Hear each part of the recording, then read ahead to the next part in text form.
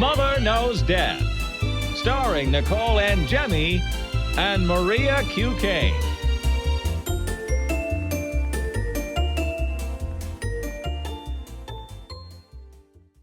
Hi, everyone. Welcome to Mother Knows Death. We have a great show for you today. We're going to talk about the new docuseries about the Idaho 4, an old story involving Jayne Mansfield's death, and new information coming out about it. So that's pretty interesting. We'll talk about the new Mortician show that Maria's all psyched about. What happens to a dead person after they are buried? We always talk about that, but what happens to their clothing? We never really talked about that, and that was a pretty interesting article. And of course, one of the biggest stories is that we should talk about what underwear is best to wear for a good vaginal health. All that and more on today's episode. Let's start with the Idaho 4 docuseries. Yeah, so Prime has a new docuseries coming out about the Idaho murders on July 11th. We will be at our meet and greet in Atlanta that day, if you want to chat about it. But is this not problematic? Wasn't the Dateline special a big deal because it was compromising the case potentially, and now they have this docuseries coming out a month before his trial is supposed to go on? They just can't wait. You know, it's been a long time, and this one's going to be different though, and I think it's going to be really cool because it's interviews with, I don't know if cool is the right word, but it's going to be very enlightening, I guess, to say what is the perspective of the family and friends that were involved with it. So usually when we see when we see the Dateline special, that's like forensic investigators and cops and all of these people who are being interviewed. But for this particular docuseries, it's like from a real life perspective of like getting that phone call. But they do have like people that were friends that showed up at the house, because remember, a bunch of their friends showed up and when they didn't know what was going on, and just talking about it. But I do agree with you, because one of the girls, at least in the trailer, she was like, we realized that we were being stalked.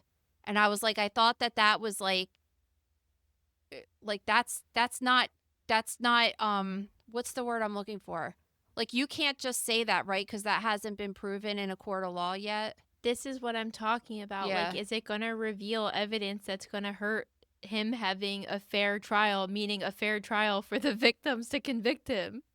Yeah, I mean, we don't really care if he gets the fair trial. That's what I'm talking about. Like, I mean, you do though. Like, if it's because I mean, they've been trying to tease with like there's another person and this and that, and like, I'm curious if there is more to the story. Honestly, I don't know. I mean, I definitely think that there's way too much against him, but just curious if anyone else was potentially involved would be interesting. Although it's like so many people are obsessed and interested with this case that you feel like something else would have come out about another person at this point. Don't you think so? Like, yeah, I mean, this is one of the biggest trials going on right now. You would think with all the sleuths and everything that they would have information. I don't know. As the family, I understand they want to get their story and their experience out there, but if it's a matter of a month of waiting, right, you should just want everything to go through to get justice in your child's death. Yeah, imagine the prosecution probably, like, every single time they hear something's coming out, they're probably like, oh God. You know, because they don't want to ruin their case with him. But I guess if they feel so confident about it, then they shouldn't really care. Well, not for nothing, but this article was also talking about a motion that his defense lawyer pointed out, and about his alibi, saying he was driving by himself, so he couldn't have done it. And I'm like, if this is the way this case is going, it's not looking very good. Like, the defense is very good. I don't think it looks very good for him either, but you never know, like, what's going to come out. So we haven't even written about this in the gross room yet, because I mean, obviously, like, we talk about death and stuff all the time, but the main focus, especially of the gross room, is like the autopsy and the pathology and the scene investigation and stuff. And I just don't think that enough information has been released yet. I mean, we know that they had sharp wounds, and we know that some of them were gouged. Then we hear in this new thing that Ethan had carvings in his body. So it's just like, there's going to be like a lot more details that comes out with this trial starting in August. So just like, bear with us a couple more months, and we're definitely going to write it up once more information comes out. Yeah. So also, next week a documentary is coming out about Jayne Mansfield, and that's set to premiere on HBO. So, as we know from pop culture, Jayne Mansfield died in this horrific car accident, but I didn't really realize that the kids were in the car at the time of the accident. So, all three adults that were in the car were sitting in the front seat because, of course, this is when we had like bench front seats, and it was definitely not safe at all. They all died as a result of the accident, but the three kids were in the back. They were found unconscious, and 3-year-old Mariska Hargitay, who was her daughter, was initially left at the scene because she was so small that they did not realize she was wedged under a seat. That is so outrageous to me. Yeah, so one of her brothers, so her two brothers who were also in the car were 6 and 8 years old. One of the kids woke up and was like, at the time she was going by the name Maria. So they said, "Where's Maria?" And then they were like, "Oh my God." And they went back and found her. That's so sloppy, honestly. Yeah, it is sloppy. I mean, listen, like, I understand that this was a long time ago, but this is like a amateur hour mistake. This doesn't, like when you look at scene investigations and crime scenes and toxicology and all this, you'll say, okay, there's been so many advances since the 1960s, but like this is just like using your eyeballs. It hasn't changed in thousands of years. It's just you didn't see a whole 3-year-old like. And like think about the repercussions of that being Jayne Mansfield's kid. I mean, it's but this is what happens. It's like they got so tripped up because it was Jayne Mansfield that they probably didn't follow proper procedure.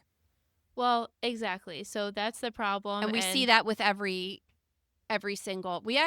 So I wrote a celebrity death dissection on this before you even started working for me back in like 2021, right? Mm-hmm. So, it's a really good one actually. There's a lot of scene photographs and stuff like that. We should add this into that dissection because this is like is kind of like a breaking news. Even though the case is so old, it's just it's really interesting and shows like sloppy police work.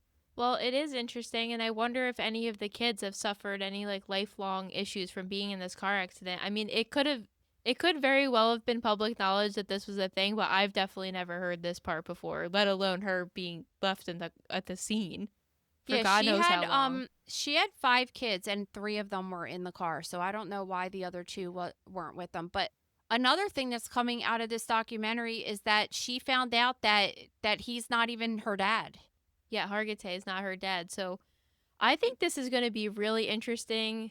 I feel like I don't know that much about Mariska Hargitay, but besides the fact that she's, TV royalty being on Law and Order all this time. She's like one of these actresses, because that there's like the Blake Lively's that like most people can't stand and all this stuff. She's just like nobody. Have you ever heard anybody say they don't like her? No, I don't feel like anybody on Law and Order people negatively exactly speak about. Like it's like she stars in like a really cool role, so she's like a cool person. Like she seems cool just because of her role. It's been on forever. Everyone knows who she is. Nobody says like, oh, Law and Order is this or that. Like most people are like, yeah, it's good. Like I don't sit down and watch it, but whenever it's on, it's good. You know what I mean? Like I like it. It's done well. And well, it's this huge show in the culture. I mean, I actually think it's really cool. So our boss, Elvis Duran, actually was a dead body on one episode. Oh, yeah. He thought it'd be cool to do it. And it is. That was really cool. He showed me the picture. He was so excited. He's like, does this look real? And I'm like, kinda. It's this iconic show. Everybody knows it. I mean, there's been, even from down to the credits, executive producer Dick Wolf. I mean, everybody knows every single element of this show. Yeah. So, and they play at the Phillies game, they play the gavel going down. Yeah, they played the theme song for when they introduced the umpires. Yeah. So, I don't know. It's kind of cool to be, in some regards, the daughter of such a famous person and such a famous person yourself, but there is not that much information about your personal life out there, especially today. Yeah, and I think a lot of people don't, unless like Papa, for example, always knew her last name and who she was. But like a lot of people that are younger that weren't around for the whole Jayne Mansfield thing, they might not know automatically that her last name being associated with Jayne Mansfield. You know what I mean? Like So I think that she really established herself as an actress and has and it's cool too that she didn't try to do exactly what her mom did. Like she's like doing you know what I mean? She comes off as like a very serious actress that is like professional, and her mom was more of like the haughty like bombshell type, you know. But I think this documentary is even trying to break that imagery that she was only this bombshell. Well, yeah, because she seemed to have been pretty intelligent of a person, but the problem is that when you look like that, that's what people assume, you know what I mean? And she was in her mid-30s when she died, so it's like she was very young. Yeah, I know. And she had 5 kids when she was in her early 30s. Like that's nuts. That's right there. insane. This episode is brought to you by The Gross Room. Guys, like we said, in the gross room, we have a celebrity death dissection on Jayne Mansfield. This is like a really good one, and it talks about the Mansfield bar, which is something that you see on the back of trucks all the time now. So a lot of that had to do with this particular accident, mostly because when the crash happened, their car went underneath of a truck and essentially like decapitated the top of the car. And it was good that the little kids were in the back laying down because that's what saved their life. But when the police came to the scene, they actually thought that the car was a convertible. Like that's how much the car Wow. was destroyed. Yeah.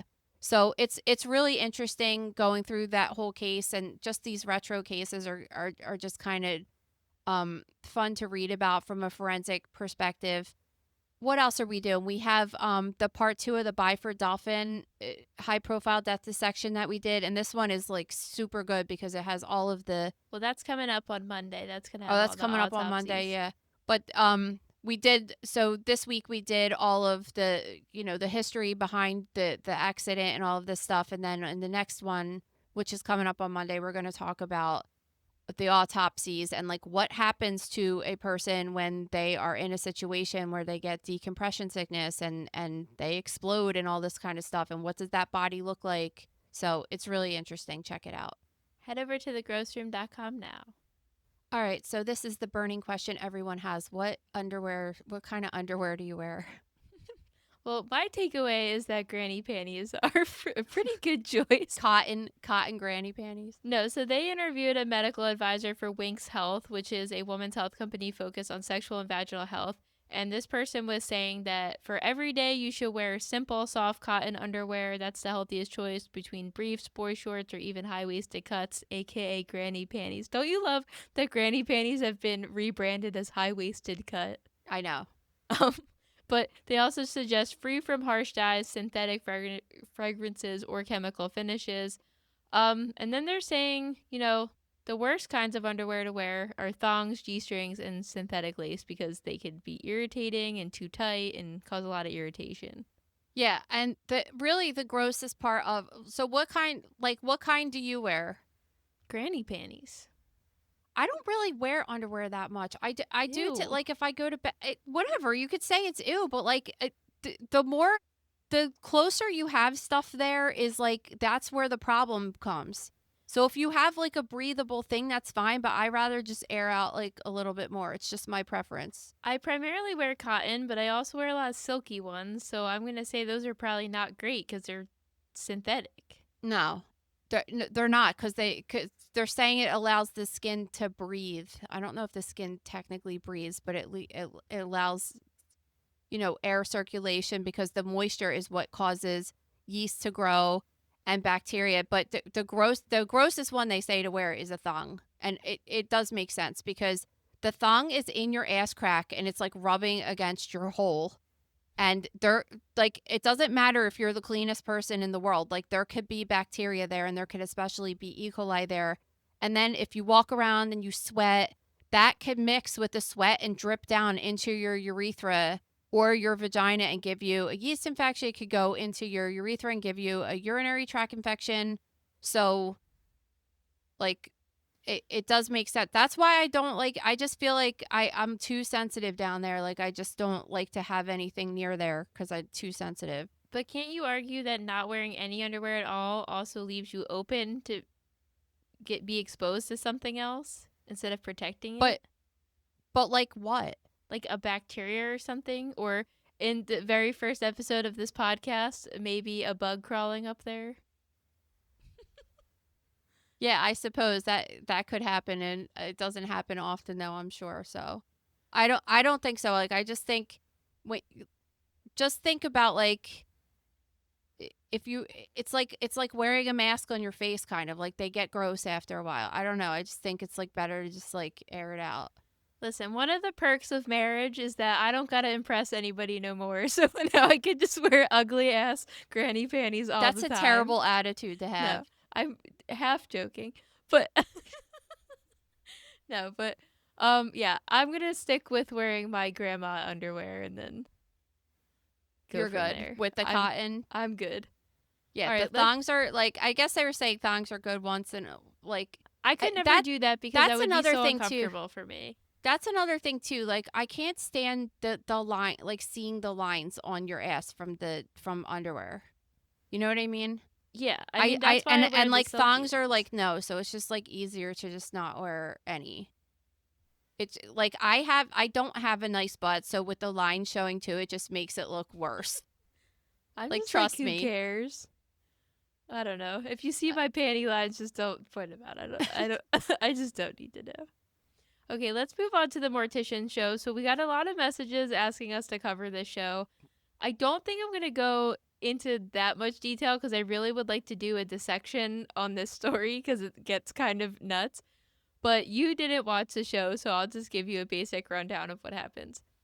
There was this family funeral home in Pasadena, California called the Lamb Funeral Home. And like most funeral homes, it was run by families for multi-generations. Oh, you know what I wanted to tell you about that actually? What? I used to work with a guy that did autopsies when I first started out a really long time ago, and his family owned a funeral home, and that was their last name. Lamb? Uh-huh.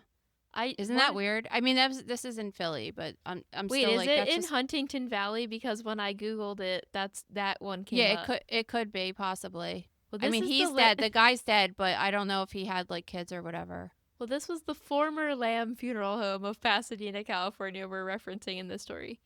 So by the 80s, this woman, Laurie Ann Lamb Sconce, so she was like the next generation taking over at that point. Her and her husband were running the funeral home, and their son, David Sconce, was running the crematory for them. So by this point, they have a really small crematory, and they were only doing like 100 to 200 bodies a year of services. So then David figures out at some point that he could charge less than their competitors and do more cremations if he starts burning multiple bodies at a time instead of one at a time. Real good idea. Nobody So- will ever figure it out. Yeah, so in most cases you would assume if you're going to do something extremely immoral like this that you're going to like slowly ease into it. No. By the next year they go No from- one ever does. All these stories we talk about, it's always like this immediate greed, and you're like, why would you ever think that you wouldn't get caught doing this? You're not even going to believe how this story escalates. So the cremations is like part one of multi-parts of the story. So by the following year of him doing this multi-body cremation, they go from like 150 to 2,000. And then by the year after that, they're at 4,000. And then by 1987, they're doing 25,000 bodies a year. Yeah, nothing to see there. So Wouldn't raise any alarms at all. So, of course, like, they're going through this, so I'm going to go kind of out of order from the documentary, but they had this crematory, they were doing up to 50 bodies at a time. They even had a contest between employees to see how many people they could fit in one oven at one time. And then they would just scoop out whatever they could, send it off to the families, which they interview this man, by the way, who's out of prison, and he still justifies it, saying, what's the difference? It's all ash anyway. Wow. So he's totally not apologetic for anything to do. So at some point, their small crematorium, I'm probably saying it wrong and everybody's mad, burns down. So this guy creates a fake ceramics company, rents a warehouse in the middle of the desert, builds this giant oven, and then they start burning 200 bodies at a time. You will never believe how they get caught. Somebody that lived nearby was a person that liberated Auschwitz, the concentration camp, and recognized the smell of burning flesh Wow. and called on them. Wow. Yeah. So that's how they get caught. It has a very specific smell. Like it smells like burnt hair. Yes. It's a very like when you smell that smell, you're like, it's not just burnt meat or whatever. You're like, no, it smells like human hair burning. It's that's what the smell is. It's distinct, and that's amazing that that guy recognized that. Yeah, so at this facility, they go in and then there's just literally like fat residue from the bodies sticky all over the floor. Oh my god. And so they were there in the middle of one of the burns. So these people arrive there and they the cops get there and open the oven and there's all these human remains in there, Oh my God. partially burned. So some of them still have flesh on them. So this is how they start getting caught, right? And then it just turns out it's even worse. So then they're interviewing employees and everything who said at some point before they would burn the bodies, David Sconce told them to take the gold and silver fillings out of the deceased people because why not scrap it and make money? Oh my god. So they were making extra money doing that. And then They were pulling teeth out of dead people. They were pulling teeth out of dead people. So then it starts escalating to he meets this guy that's at, I believe, a donation center for like at an eyeball institute. And then he starts getting the idea, you know what? These people are dead and their organs can be pretty useful. So I'm going to start harvesting their organs. So he basically falsifies this organ donation program. So like technically he's not selling the organs, but these facilities are receiving them believing they're organ donations. And then he's billing them for the hours and making even more money that way. So he just had like a complete disconnect between what he was there. Because you want to think when you go to the funeral home that they're like doing what's in your best interest to help you be at peace with your family member dying. And he was like completely disassociated from it. He, to this day, thinks he did absolutely nothing wrong. It's kind of mind-blowing. Part of it is admirable to live a life where you truly don't give a shit about anything what I was you thinking. do. Like I was thinking, like when you made that comment, like what's the difference? It's Ash. It's kind of like, I mean, he kind of has a point, like honestly, but like the difference is that like I don't want Ash from someone else's grandmom. I want mine, and that's the difference. Like I could never do that because I would feel like too romantic about it to do that. I'd feel terrible knowing that, you know, but Yes. like that's what I'm saying. He has like that kind of a disconnect. And yeah, like I do understand what he's saying, but at the same time, like if you're getting remains, And it's you true want about them- like the eyeball, whatever. Like, I mean, you know, it's just, but you have to have some kind of. That's what's conflicting about it because in some regard he does have a point, but at the same time it's like incredibly immoral. No, it's And- not. It's not. It's not cool. Yeah. So then it escalates to, I guess, another mortician was questioning him when he started, going from 150 bodies to thousands of them in a short period of time with the facility he was running in particular. So they say, Well, yeah, because you're doing the math and you're just like, okay, if you ran this even every however long you run it times this many days, you still wouldn't be able to do that many. And then you got people that are like haters too. Like, how's this guy making all this money? Like, let me look into his setup and see what he's doing, you know? Yeah, and by all accounts, this funeral home was like this family were this really large part of the Pasadena community. They were really well trusted. And his mother, Lori Ann, that was running the funeral home at the time this was all going down, was everybody that they interviewed about her said she was this angelic figure. She was this sweet older woman. She had this air about her that was amazing, and she was so genuine and nice. So, But she didn't know it was happening, right? well, I'll get to her. Oh, okay. So this one mortician starts he thinks it's fishy what's going on. So David gets lunch with this guy and then all of a sudden he dies like hours later. So they do the autopsy and at first they think that he died from a heart attack, but then later when the employee, he gets caught and the employees and all this information starts coming out, he had been bragging in prison that he poisoned somebody with an oleander flower, which is native to California. There's literally a picture of this guy with his family in front of this bush of this flower. So According to other inmates, he was bragging that he ground the flour down and then put it in like an olive oil type of mixture and then put it on some guy's spaghetti that died.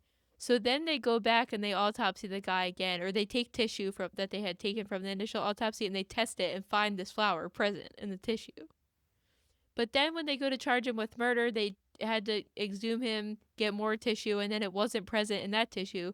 So the forensic pathologist they're interviewing says, it doesn't necessarily mean it's not there. It just could have broken down over time. And then they flash to an interview with the guy, and he's like, yeah, they told me it was never there at all. It's crazy. Yeah, he's just like completely out of his mind. He's Yeah. like disconnected.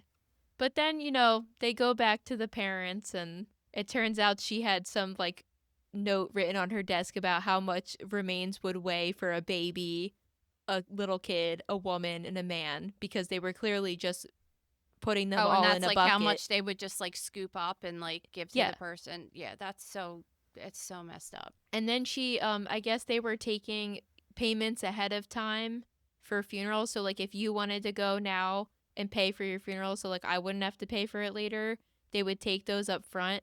And then there's all these different regulations when funeral homes do that. So then when she got her yearly inspection or audit for doing that type of service, they found out she had $90,000 of, like, unaccounted accounts and all this shit. But I have said a lot, obviously, in this, but it really goes so much deeper. This guy had a license plate that said, I burn for you. Wow. So, he's out of jail. He's a very interesting character. Like, he's interviewed on this documentary, or Yeah. So this topic, I just am curious because I think that he's a scumbag, but at the same time, I want to know more.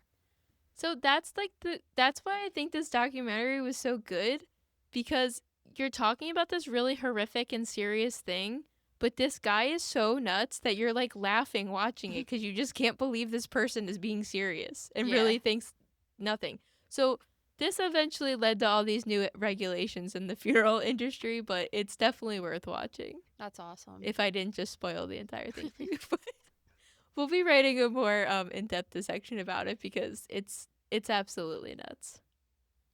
But speaking of funeral services, let's talk about what happens to people who are buried in clothing.